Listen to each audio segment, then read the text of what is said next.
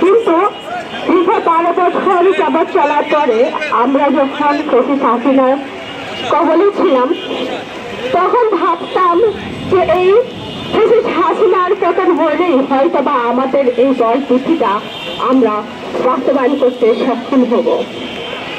কিন্তু হাসিনার পতন হলো, কিন্তু আমাদের এখনো দল পুঁথি যৌক্তিকভাবে বাস্তবায়ন হলো না।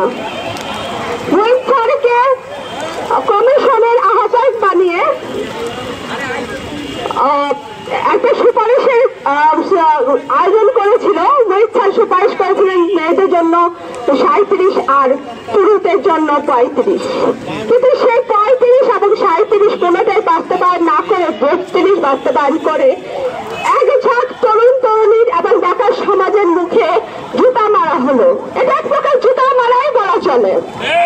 কিন্তু আজকে আমার সেই ভাই বোনদেরকে আবারও সেই রাজপথে নেবে, আজকে তারা 35 নয় এবং 37 নয়, অভিন্ন 40 চাচ্ছে।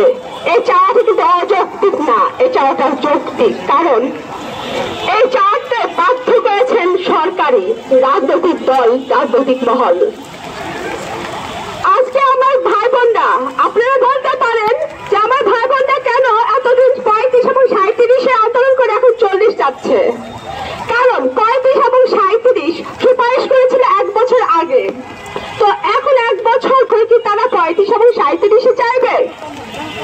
এবং সবথেকে বড় কথা হলো প্রধান উপদেষ্টা তিনি নিজে উপলব্ধি করেছেন গত 16 বছরের ঘুষ দুর্নীতি, প্রশ্নভাস এবং রাজনৈতিক কবলে পড়ে। আচ্ছা তো রাজনৈতিক কবলে পড়ে গত 16 বছরে বেকার সমাজ বঞ্চিত, মেধাবী বেকার সমাজ বঞ্চিত হয়েছে। তো সেই সূত্রে সেখান থেকে আমি বলবো যে গত 16 বছরের বিষয়টা যেহেতু আপনি উপলব্ধি করতে পেরেছেন, যেহেতু আপনি অনতি বিলম্বে